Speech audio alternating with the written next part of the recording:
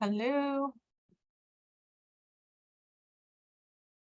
Good afternoon, everyone, or good morning if you're joining us from the West Coast. Hello, hello. Very excited to be here with everyone.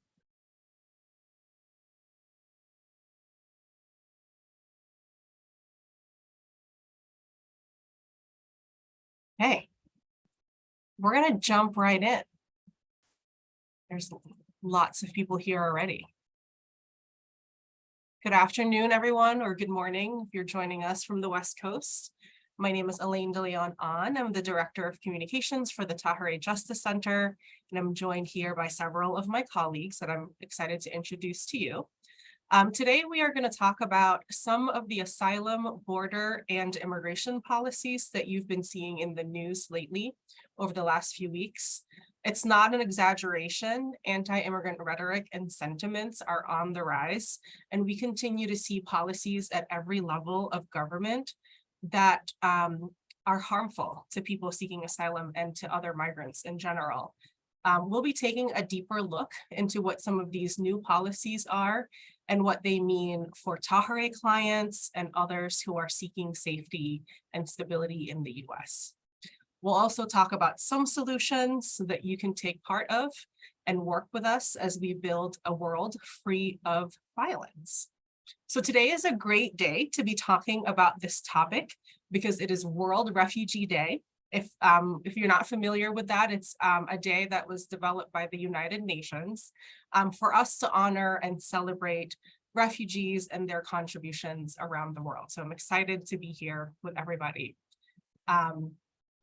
For those of you who are newer to the Tahari community, the Tahari Justice Center is a national nonprofit organization that serves women, girls, and all immigrant survivors of gender-based violence. By amplifying the experiences of survivors, our mission is to create a world in which all people share equal rights and live in safety and with dignity. As you see on the screen, we approach our work in three primary ways. Direct services, we provide direct representation and also connect our clients to resources like emergency shelter, food, healthcare, and other services. We do outreach and training. We educate thousands of frontline professionals about the experiences of survivors so that they can provide better support to survivors of violence.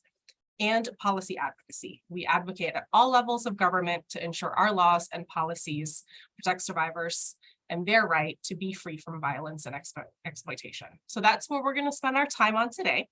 Before we dive in and before we open it up to our panelists, just some housekeeping.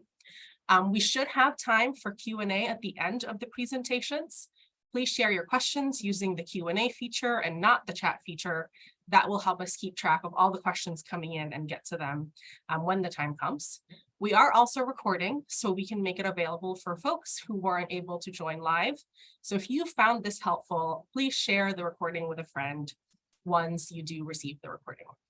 And with that, I want to give our speakers a chance to introduce themselves. Katharina, can you start us off?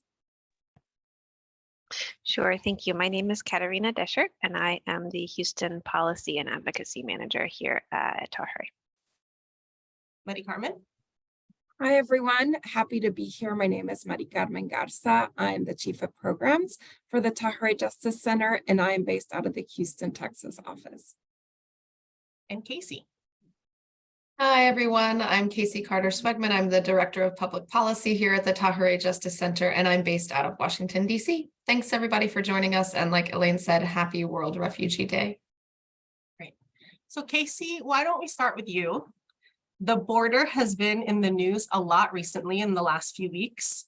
Can we talk about what's going on there and what you can share with folks who support our work? Sure, yes. And you're right, it has been in the news a lot. And I think we can maybe break it down into a couple of more digestible pieces. And we'll start with the end of Title 42. So as many might recall, Title 42 ended on May 11th of this year. Title 42, though, was itself a problematic pandemic-era CDC policy, which for 2 years was used to justify the rapid expulsion of migrants at our border and the denial of their right to seek asylum. Not only did Title 42 deny immigrant survivors the right to seek asylum with very few exceptions, it also fueled very dangerous narratives around immigrants, suggesting that they are more likely to carry disease or pose threats to national security and community safety, narratives that we know are completely unfounded and rooted in racism and xenophobia. When Title 42 ended, what we got was what we are now calling the Asylum Ban. And unfortunately, while advocates had long called on the administration to make good on its promise to end Title 42 and restore a fair and humane asylum system, there wasn't much to celebrate when Title 42 ended. What was implemented after Title 42 is officially called the Circumvention of Lawful Pathways Rule, which we in the advocacy community now call the Asylum Ban Rule, when it is in fact actually both a transit ban and an asylum ban, which doubles down on illegal and inhumane policies that prioritize deterrence and violate due process. And this was despite outcry from nearly 80 lawmakers, advocates across the country, thousands of comments submitted in opposition to this proposed rule, and condemnation by the Asylum Officers Union itself. And also despite the fact that concrete, workable, humane solutions have been proposed, outlined in detail by advocates for years. The real solutions are known, they were just not implemented. This new asylum ban rule relies on this faulty and really restrictive CBP-1 app, which many people might have also seen in the news a lot. This app offers limited appointments to those desperately seeking safety along our southern border. Imagine having to make an appointment to save your life. Those who enter the United States without an appointment after failing to seek protection in a transited country will almost undoubtedly be ineligible for asylum and subjected to swift removal. And in the end, this rule is really more punitive than the expulsion under Title 42. Migrants most vulnerable to violence and exploitation, including survivors of gender-based violence, will have very little hope of finding safety and will languish at our southern border, where we know they are at increased risk of violence and sexual assault and trafficking. And to be clear, our existing asylum laws do not require those fleeing persecution and intending to seek asylum to make appointments, to enter in any specific way or particular location, or to attempt to seek asylum in countries of transit, particularly when the countries most folks are traveling through are known to be unsafe and don't have functional asylum systems. This new rule is not only illegal according to our own and international law, its implementation, which Maricarmen will speak to in more detail based on her trip to the border, has been incredibly confusing for immigrants and for advocates alike, really stacking the odds further against those fleeing for their lives and desperate to seek safety in the US. It has also meant shifting of resources and staff from an already strained USCIS operation of day in, day out asylum office work. And so processing priorities have shifted to the border, resulting in cancellation of long-awaited interviews for asylum seekers who have been waiting in this country, many of whom have still not yet been told when their interviews are going to be rescheduled. And so in the end, this asylum ban hurts everyone in the system, not just those along our southern border. And finally, I can touch on the CBP-1 app, but I do want to pass the mic to my colleague, Maricarmen, who witnessed its implementation in person. But what I want to remind people of is that the use of CBP-1 as an application to make appointments along the border began prior to the implementation of the new asylum ban rule. The rule, though, places the app at the center of its protocol, and it is really the only way to meet the appointment requirement, or otherwise risk being deemed ineligible to seek asylum. So originally the CBP-1 app was working on a kind of first come, first serve basis. If you were able to get on first thing in the morning and for some miracle, your phone didn't freeze or the app didn't glitch, you were able to be put in the queue to have an appointment.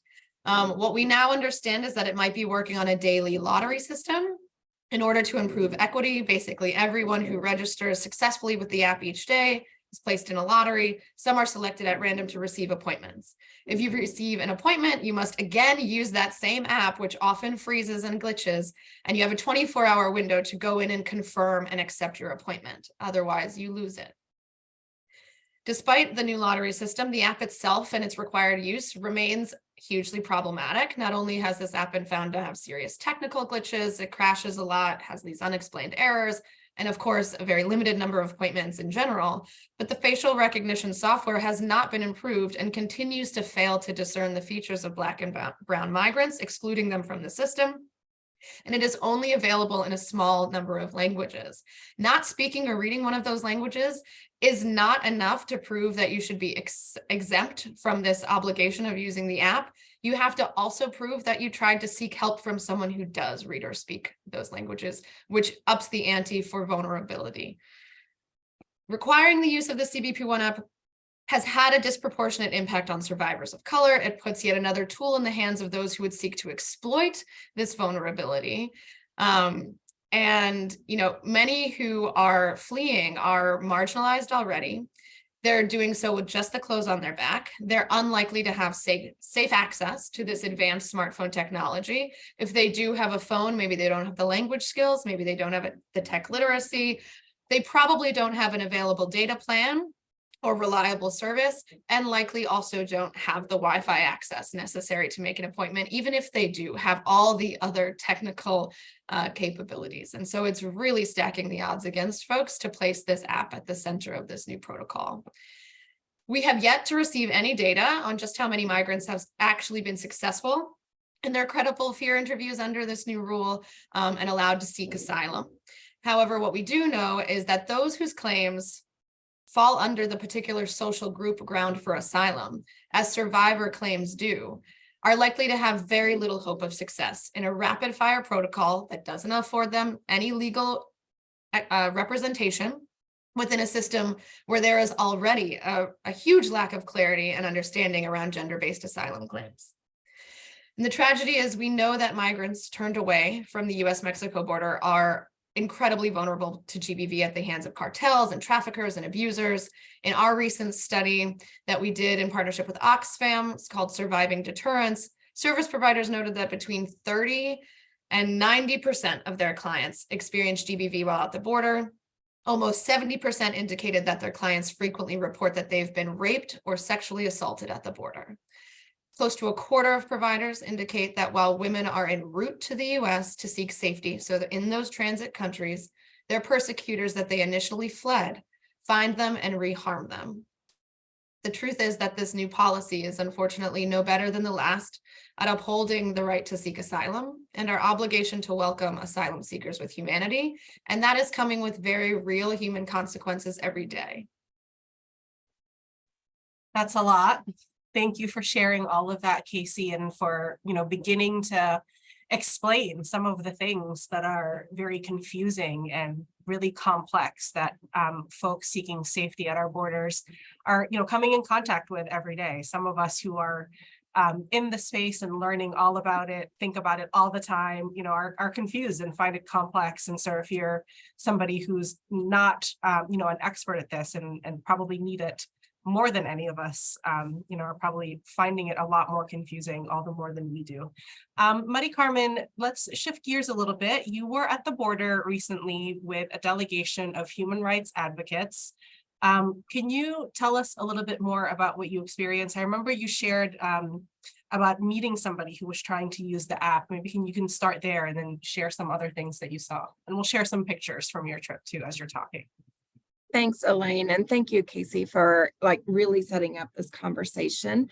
A little over a month ago, on May 10th and 11th, I traveled to both Matamoros and Reynosa to bear witness to the end of Title 42 with a delegation of humanitarian NGOs, not-for-profit organizations, and it was quite an experience. I grew up along the Texas-Mexico border, and for my entire career, I've been working, along that community. And what I saw was not at all what I remember, nor what I had experienced in the past.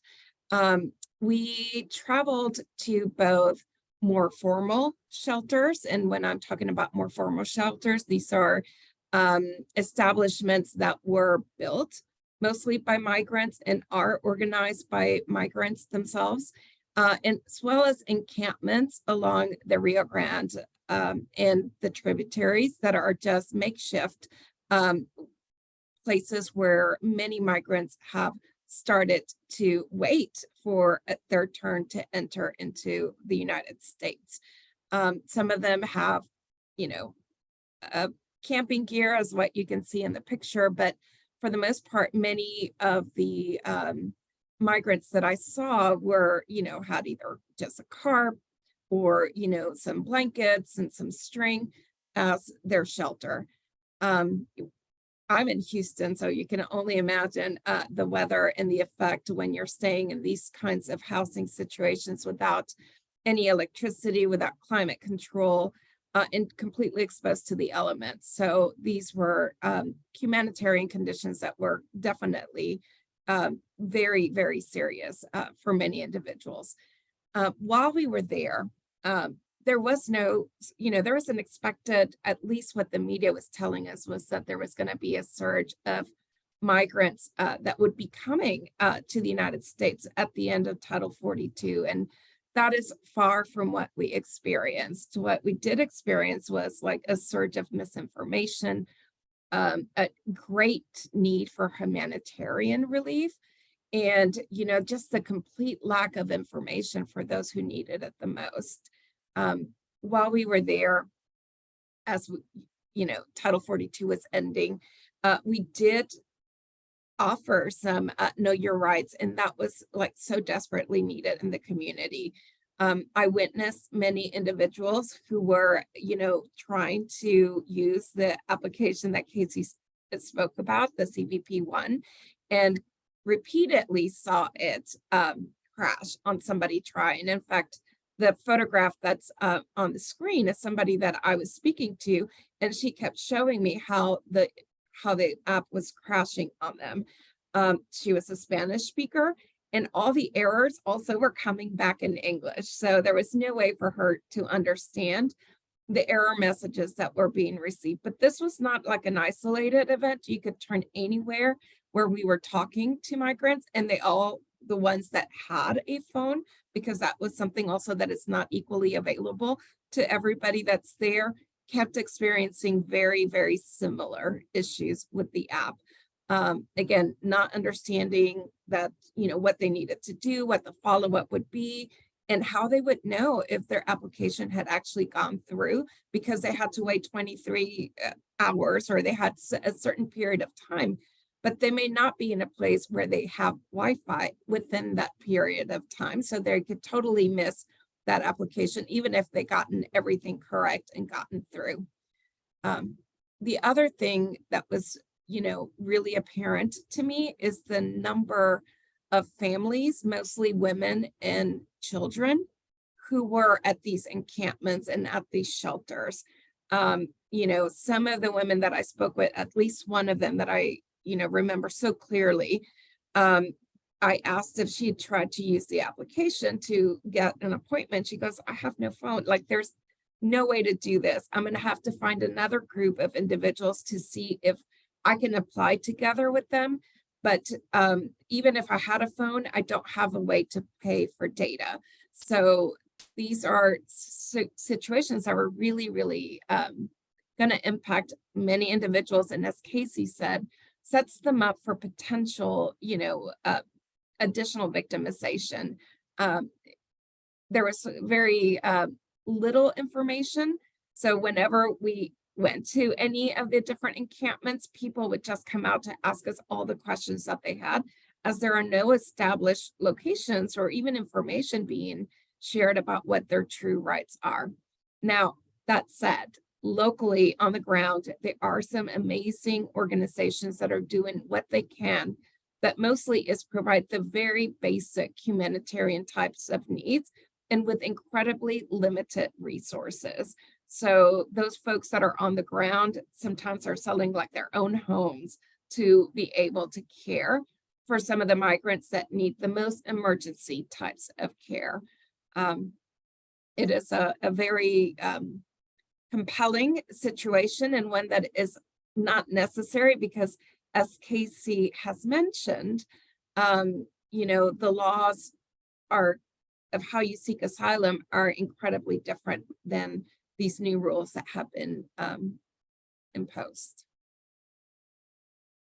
Thank you for sharing all of that, Maricarmen. And we continue to be grateful that you were able to be part of this delegation and share back with us some of the things that you saw firsthand, the impacts of some of the things that we are advocating for as an organization. It was great to hear some of the examples that you gave of local communities making an impact at the border, and kind of to shift gears a little bit.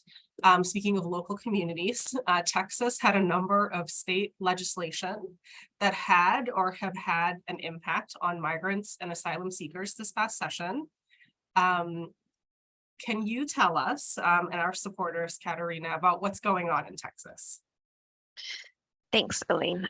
This Texas legislative session ran from January to May of this year, and we saw well over 100 bills that would have regulated immigration enforcement and immigrant access to community services at the state level. Along with other advocates across the state, Tahari took action to oppose two of the more harmful bills that were filed, House Bill 20 and House Bill 7. Together, these two bills would have created an entirely new immigration enforcement infrastructure in Texas that would have operated parallel to our federal system.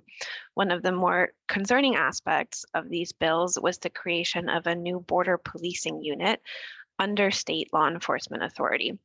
An early version of this bill also included the power to deputize untrained civilians to engage in border enforcement, which lays the groundwork for the legitimization of vigilante groups along the border that have a long record of violence against migrants. Both of these bills were defeated using procedural mechanisms, so they didn't pass. But we expect versions of the proposals made in HB 20 and HB 7 to be revived in shorter special sessions that the governor has the authority to call outside of the regular legislative session. A number of anti-immigrant bills did pass, however, that will have an impact on our communities and immigrant survivors in particular. One in particular, Senate Bill 1403, gives the governor the authority to enter into interstate compacts on border security.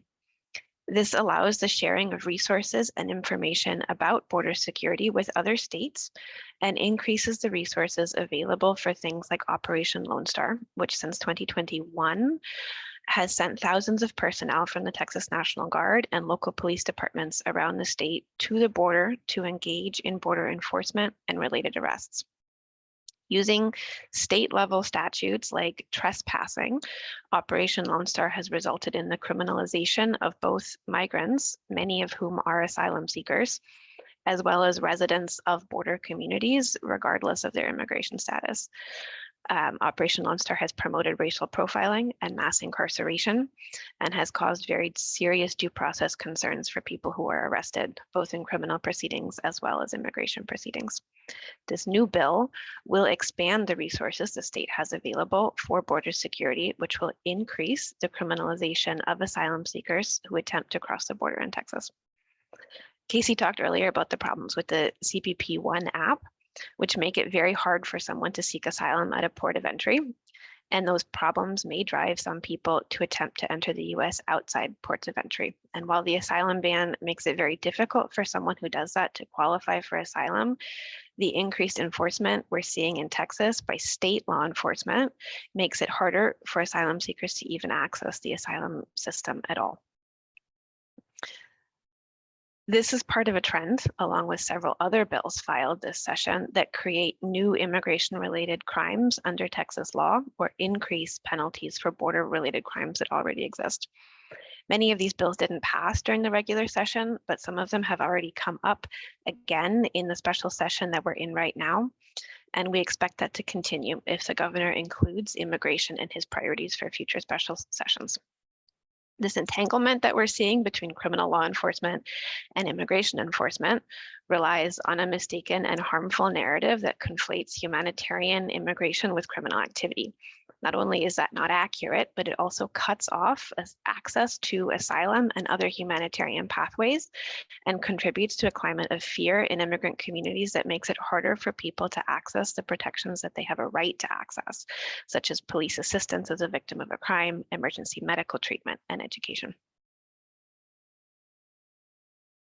Thank you so much for sharing all of that. That was a lot for one session. Maricarmen, maybe we can go back to you for a second. I'm curious, after hearing about some of these things in the Texas legislation, did you see any of the impacts of that at the border when you were there? Were folks at the border feeling some of these impacts? Oh, most definitely. I mean, I think some of the fear, of what was going to happen when they came across, and especially since I was along the Texas-Mexico border, even what fears and what would happen when they entered the country in Texas specifically were very much apparent by individuals who were trying to enter, and then also when they entered. Thanks so much for sharing that. As concerned advocates, Katharina, can you tell us a little bit about what we can do with what's going on in Texas? Thanks, Elaine. Yeah. First of all, it's important to continue to watch our state legislature and state leaders. We are in the midst of a special legislative session right now, and one of the governor's priorities for this session is border security. This session runs through the month of June, and as of right now, it's looking like the immigration bills that were filed during the special session won't pass, but that means that they will likely come up again in future special sessions. For folks in Texas specifically, we'll be lifting up any actions at the state level. I also want to highlight, however, the community level work that is so important in this environment where the trend at the state level is to push policies that harm immigrants. We have a lot of room in our local and county governments to advocate for immigrant-friendly and survivor-friendly policies and ordinances that increase access to those important community services like education and emergency services, and decrease fear of deportation when someone is interacting with government. The power of local advocacy is something we've heard from immigrant survivors directly. Our community engagement work includes monthly conversations with cohorts of immigrant survivors, where together we reimagine what safety looks like for our communities and talk about ways that we can put that vision into practice. It is in part out of these conversations that the idea for the Harris County Enhanced Library Card was born. This is a fully verified picture ID available for any resident of Harris County, Texas. There is so much that you can't do without a picture ID, and because state IDs are inaccessible to many in Texas, including but not limited to immigrants, this ID provides an option for folks who to get an ID who otherwise wouldn't be able to. We are now working on getting buy-in for the Enhanced Library Card with our government agencies and other local partners, including health providers, law enforcement, and schools, but it's a process. Our local public health provider, Harris Health, accepts the Enhanced Library Card, but our other partners have been slower to join, and advocacy is ongoing. Another important community campaign that came out of our work with directly impacted immigrant survivors is the county level funding for legal representation for people who are detained in the Houston area immigration prisons, as well as funding for immigrant survivors of crime. We are hoping that this year the Harris County Commissioner's Court will make that funding a permanent part of their budget to ensure that immigrants in the community who need representation are able to find it. These kinds of local initiatives are an important way that communities can support immigrants and ensure that immigrant survivors and others who are vulnerable have access to the services that they need. Thank you so much for sharing all of that incredible work that you and your team are leading in Texas. For folks who are on the call who are joining us from Texas, or if you, technical difficulties, or if you know somebody, a family member or a friend in Texas, I hope you'll help them get plugged in with us so that they can help support some of these efforts. Turning now, Casey, back to you. Can you tell us a little bit about what we can be doing at a federal level to combat some of the issues that you've shared with us earlier? Yes, absolutely. And I will try and go quickly because I can see there are a lot of really good questions in the chat. So I think first and foremost, I want to uplift the fact that we are part of a team litigating against the Asylum Ban rule. So the very next day on May 12th, the Tahari Justice Center sued the Biden administration to stop the asylum ban alongside the ACLU, CGRS, NIJC, sorry for all the acronyms, East Bay Sanctuary Covenant, American Gateways, Central American Resource Center, Immigrant Defenders Law Center, and the National Center for Lesbian Rights. The challenge, which was filed in the U.S. District Court for the Northern District of California, argues that asylum laws do not allow the administration to restrict access to asylum based on an individual's manner of entry or whether they applied for asylum elsewhere. It further explains that migrants cannot meaningfully seek asylum in transit countries because many lack a functioning asylum system. Others have systems that are stretched to the breaking point, and most are not remotely safe for asylum seekers to find refuge. U.S. courts have recognized these principles in rejecting the previous asylum bans that the new rule tries to combine and reimpose, and we remain hopeful we will succeed in litigating an end to this rule. But in the meantime, we are also advocating for the release of regulations that would clarify particular social group, that fifth ground of asylum under which many survivor claims rest and which remains unclear and confusing both for survivors, their advocates, and quite frankly, for the administration and the systems that are charged with making fair decisions in these cases. So given what we've already shared about the increased challenges of those seeking asylum on the particular social group ground, I'm going to keep referring to that as PSG. Tahari led a sign-on letter to the administration to request they comply with the executive order directing the U.S. Department of Homeland Security and the U.S. Department of Justice to promulgate joint regulations that clarify the definition of particular social group.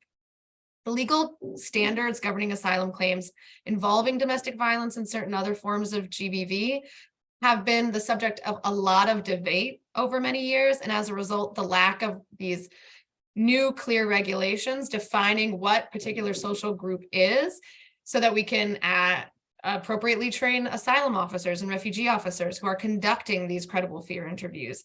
It really obstructs equitable access to asylum for survivors in particular, and it perpetuates confusion to the detriment of the government. And we believe these new regulations, which are quite frankly already long overdue, will enhance efficiency and clarity and contribute to backlog reduction in the long term, and hope to see them released soon so they can bring more clarity to the CFI processes that are happening at the border right now, and perhaps be a small step in the right direction for survivors seeking asylum. That said, we shouldn't stop short just at new PSG regulations alone. Even regulations, survivors must contort their arguments to fit burdensome and ever-shifting technical requirements for proving they belong to a particular social group and were harmed because of their membership in it. This can be complicated at best and quite frankly impossible at worst. As a result, many survivors face prolonged uphill court battles if they do pass their CFR, or honestly, deportation back to face further abuse and even death. Those who can't afford legal representation or simply can't find representation fast enough as the process does not allow that, or those that simply can't find free pro bono counsel in time. And those challenges are really sort of multiplied by the fact that many of these survivors are acutely and severely traumatized at the time of presenting for their credible fear interviews. So adding gender as a sixth ground would go one step further as a critical paradigm shift, signaling that protection of those targeted because of their sex or gender is of equal importance as protection based on other grounds: race, religion, nationality, and political opinion. Survivors have always deserved, but have never received, the same protection afforded to other categories of asylum seekers, and maintaining the status quo with gender-based asylum standards perpetually subject to judicial reinterpretation and narrowing means continuing to deny gender its rightful place alongside other characteristics like race and religion as an attribute that equally warrants protection. The urgency of implementing this mandate is really, quite frankly, unprecedented. What little access to safety survivors have now in the absence of a named basis of asylum for gender is incredibly precarious, inconsistent, and remains in danger of elimination by a future executive at any time. And that's why Tahari, alongside many of our allies in this movement, continue to advocate both for the immediate release of the updated PSG regulations and the eventual naming of gender as a sixth ground of asylum in the United States. And to return us to the Asylum Ban Rule one last time, I'd be remiss if I didn't share that there is a chance that a Congressional Review Act resolution, we call this a CRA, might be introduced in Congress in an effort to rescind the rule. Should this come to pass, it would achieve the exact same goal as our litigation, getting rid of the Asylum Ban Rule in its entirety, but could do so much faster than litigation. Tahari is keeping a close eye on this development, and should an asylum ban CRA be introduced, we will keep you and all of our supporters informed on what you can do to help advocate for the swift end of the Asylum Ban Rule through this CRA process. Thank you, Casey. We definitely have time for a few questions. What I'm going to do is I'm going to stop sharing my screen so that we can all see each other.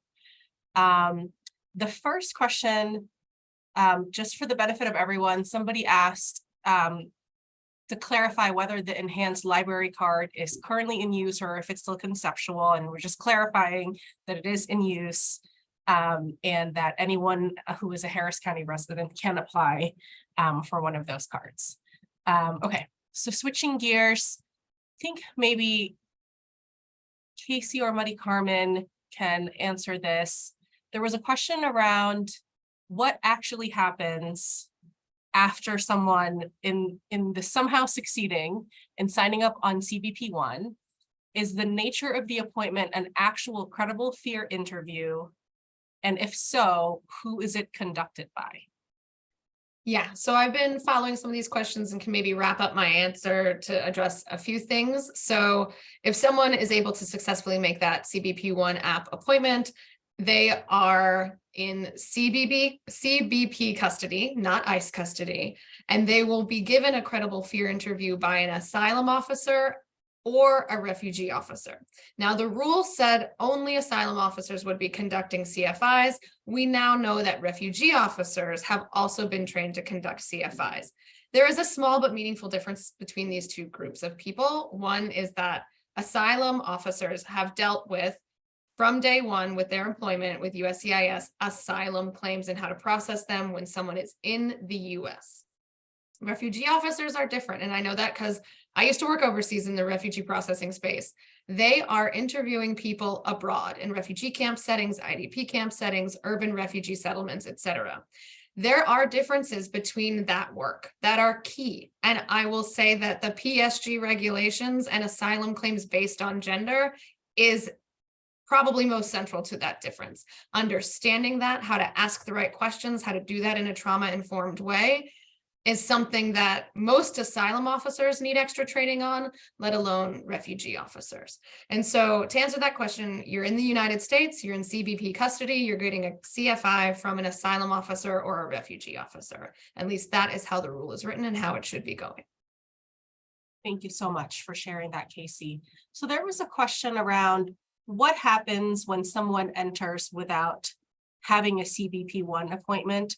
I think, part of what you and Maricarmen explained is how difficult it is and how many survivors, including many folks who would potentially be Tahari clients, they're really having to weigh a lot of different choices and risks at the border, right? So can you talk a little bit about maybe what happens, or what are the different things, what are the different choices that they're presented in terms of seeking asylum, whether, waiting to get an appointment through CBP1 or attempting other ways? I don't know if that's a Casey or Maricarmen question.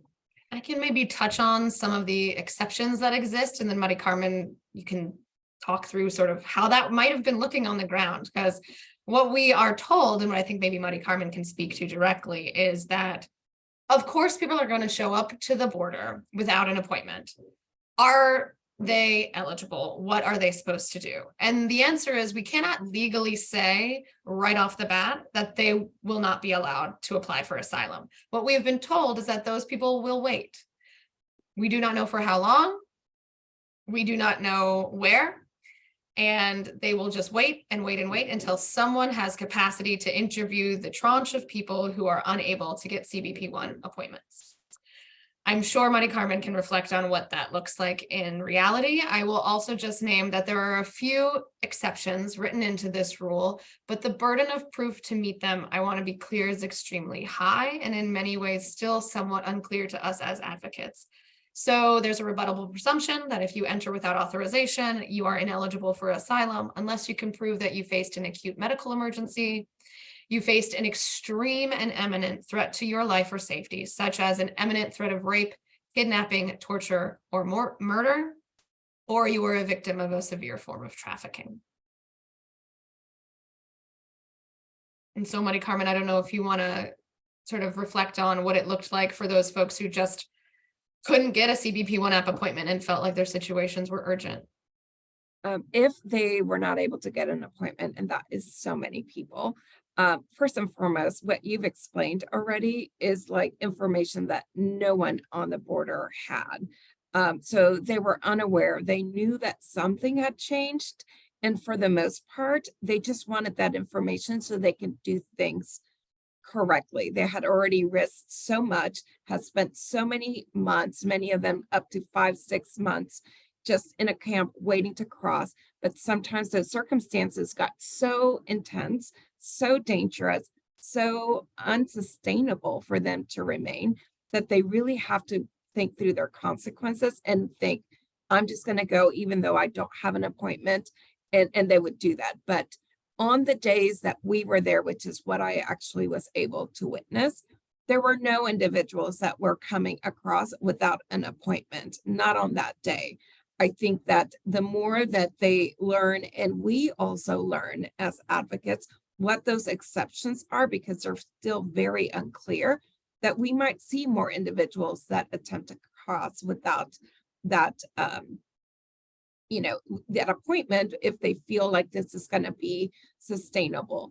But again, there was no information. There are no signs. There's no, major information outlets that is informing immigrants as to what the right protocols are or what information they have to present if they are in these exigent circumstances.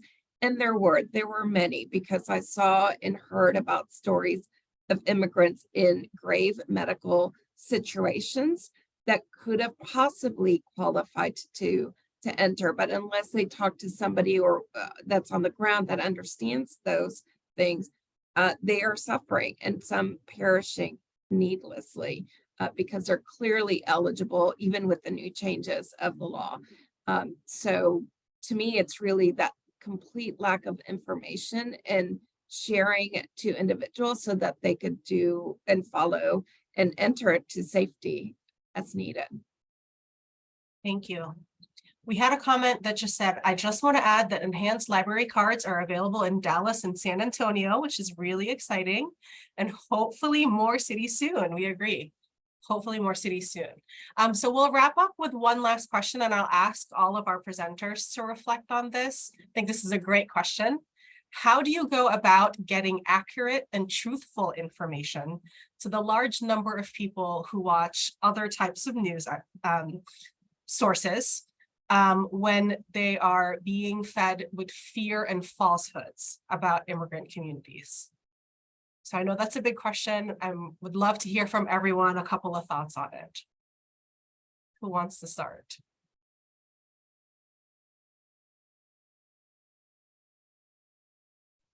Well, I can start. Obviously, joining, information sessions, webinars like ours, information from individuals who are actually either going to the border and being in the border with individuals that need this type of assistance or helping individuals that are directly impacted is going to create a lot more of the conversations of what the real issues are. So I'll start with that. So thank you so much for everyone that's joined us, and hopefully this information could also be shared as widely. I'd like to echo that. folks are right, there is just a lot of misinformation about what's happening with immigration right now floating around in the news. And the reality is that our immigration laws are incredibly complex. So it is very hard to understand, and it is very hard to distill into something simple in our news cycles. So like Maricarmen said, like going to trusted sources, there are many, many amazing organizations doing incredible work like Tahari and others across Texas and all of the southern border that have a lot of really great information out there. Casey? Yeah, and I would just echo that. I think for as many sources of bad information that there are out there, there are equally as many, it might not always seem like it, sources of good information. There are, including Tahari, organizations putting out digestible fact sheets and one-pagers on all of these policies that are coming out. There are videos on Instagram and TikTok from trusted sources like Tahari and our partners at CGRS and the ACLU and others. And yes, it can sometimes feel like speaking into an echo chamber or preaching to the choir, but we can only do what we can do. And that is to put out the most accurate and understandable information that we can, and hope that those of you who are listening are also sharing it out in all the ways and avenues that you have. And that includes in one-on-one conversations and helping people to understand where to find good, accurate information and how to spot bad, inaccurate information. And so we're incredibly grateful for you all here today. And I think as long as we are all together focused on amplifying and uplifting the sources we know to be trustworthy, then we can change the tide of this negative information, because I do believe there are as many, if not more, sources of good and accurate information as there are of bad. Thank you. I'll just echo the last thing Casey said, which is that you can be a source of good information now that you've watched some of the things that we've shared, and if you yourself are consuming trusted information out there, you can turn around and share that with folks. Before we wrap up, I guess I would be remiss if I don't say one of the ways that you can continue to learn and hear about things that are going on, and also just to keep in touch with some of those actions to help with our Texas friends and other things and other ways, is to follow our work. We're on basically all the social medias as at Tahari Justice, or you can follow our CEO at Tahari CEO.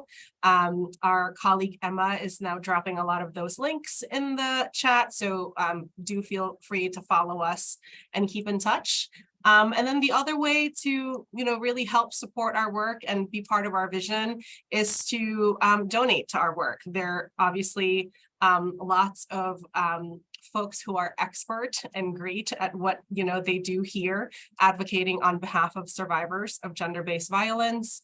And all of us are walking the halls and supporting those who walk the halls of power to advocate to change the laws and all of that good stuff. And also there are many more on our staff that are journeying alongside some of these survivors themselves in the courtrooms and through other types of resources. So if you find our work valuable and want to be part of our work in creating a world without violence for everybody, we hope that you'll take a moment and make a donation today. Thank you again for joining us. And for those of you who are watching the recording, thank you for giving us a little bit of time, even if you couldn't join us live. Thanks to Katharina, Maricarmen, and Casey.